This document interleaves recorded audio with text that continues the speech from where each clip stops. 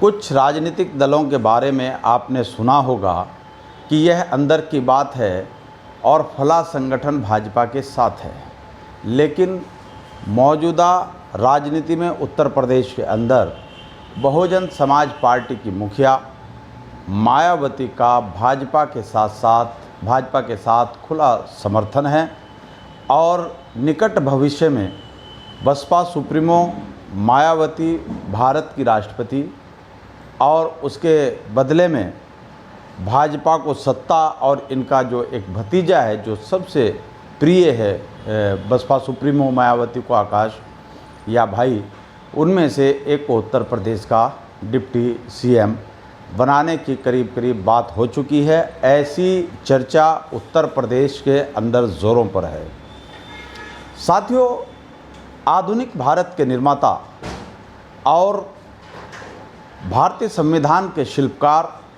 World encyclopedia बाबा साहब doctor Ambedkar से जब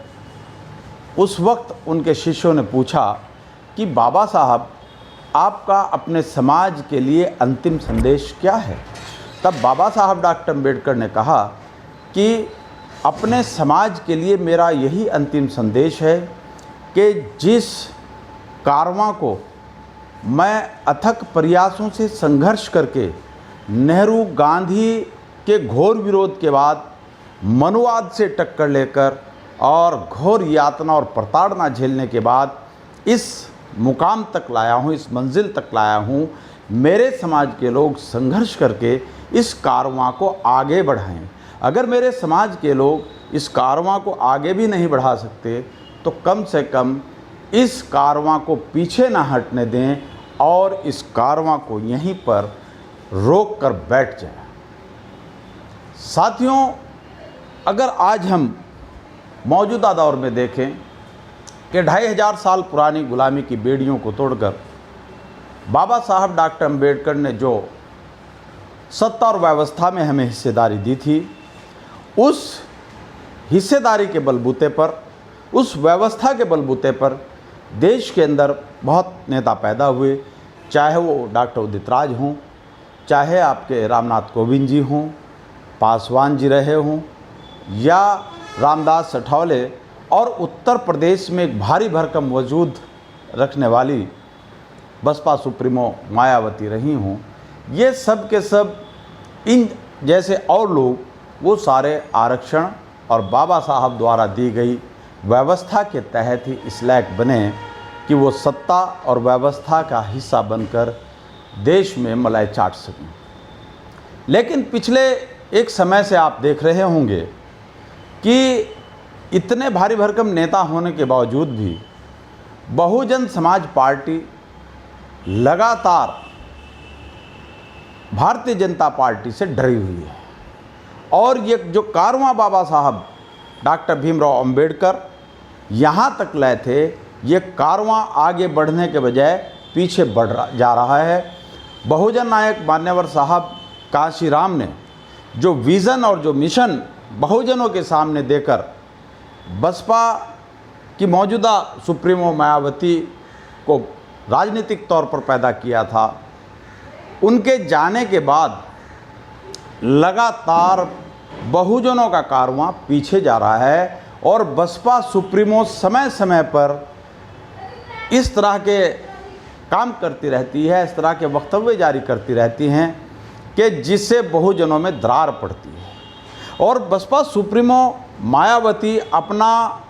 बहुजनों का वोट बचाने के बजाय वो उत्तर प्रदेश में ब्राह्मणों का वोट लेने के पीछे लगी हुई है और उसी तरह के सम्मेलन कर रही है। जबकि उत्तर प्रदेश में सबसे बड़ी जो आबादी है वो दलित और मुस्लिम है और पिछड़ा वर्ग। ना तो पिछड़ा वर्ग पर उनका कोई ध्यान है और ना ही मुस्लिम पर उनका ध्यान है। मुस्लिमों के बारे में तो बसपा सुप्रीमो कई बार ये सार्वजनिक वक्तव्य जारी कर चुकी हैं कि हमने अपना वोट भारतीय जनता पार्टी को ट्रांसफ़र करा ताकि कट्टरपंथी मुसलमान चुनाव ना जीत जाए और चुनाव जीत करके उस सदन में ना चले जाए। अभी पिछले दिनों जो विधान परिषद के चुनाव हो रहे थे उसमें भी बसपा सुप्रीमो मायावती ने साफ साफ ऐलान कर दिया था कि अगर आवश्यकता पड़ी तो हम लोग भारतीय जनता पार्टी के साथ मिलने से भी कोई गुरेज नहीं करेंगे। अभी हाल ही में उत्तर प्रदेश के अंदर त्रिस्तरीय पंचायत चुनाव हुए और पहले नंबर पर समाजवादी पार्टी और दूसरे पर बहुजन समाज पार्टी के जिला पंचायत सदस्य चुनकर आए। लेकिन ऐन वक्त पर बसपा सुप्रीमो मायावती ने ऐलान कर दिया कि बहुजन समाज पार्टी जिला पंचायत अध्यक्ष का कोई भी चुनाव नहीं लड़ेगी और ऐसी स्थिति में घर बैठे ही भारतीय जनता पार्टी के तमाम जिला पंचायत अध्यक्ष उत्तर प्रदेश के अंदर बन गए और जो मतदाता थे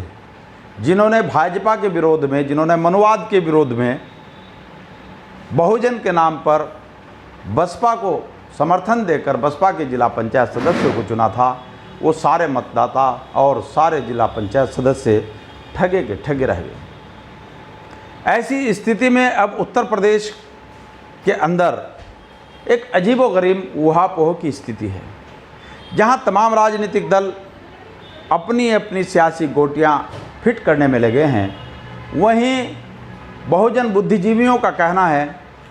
कि बसपा सुप्रीमो अब बूढ़ी हो गई हैं और वो लगातार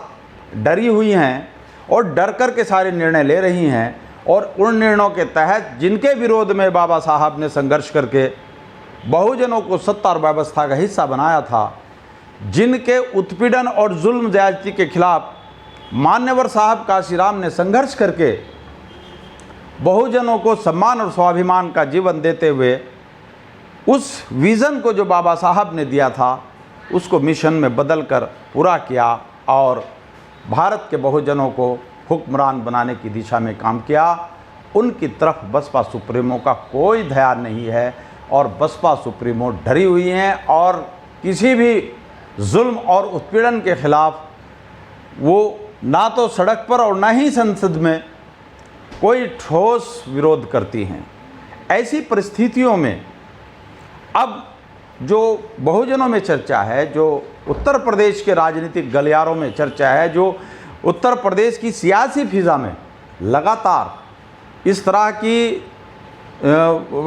बातें तैर रही हैं कि बसपा सुप्रीमो मायावती ने तय किया है कि वो भारतीय जनता पार्टी से कहती है और भारतीय जनता पार्टी के लोगों ने भी उनके सामने ऐसा प्रस्ताव रखा है कि आपको हम उत्तर प्रदेश भारत का राष्ट्रपति बनाएंगे और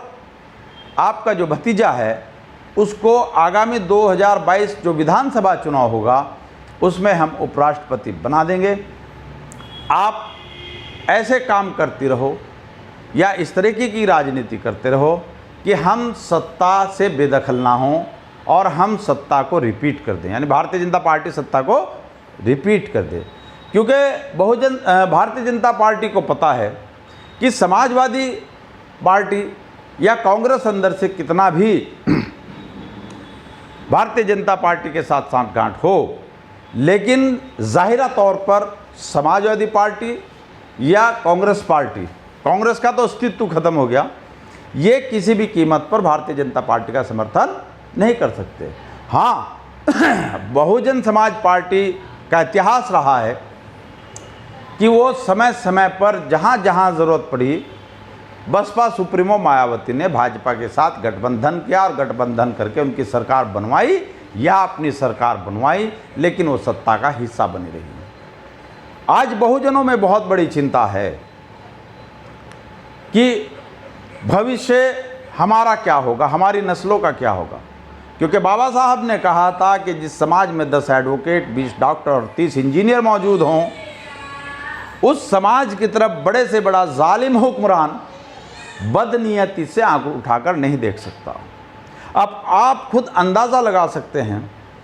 कि जब बहुजनों के पास बसपा जैसी कद्दावर, मायावती जैसी कद्दावर नेता हो,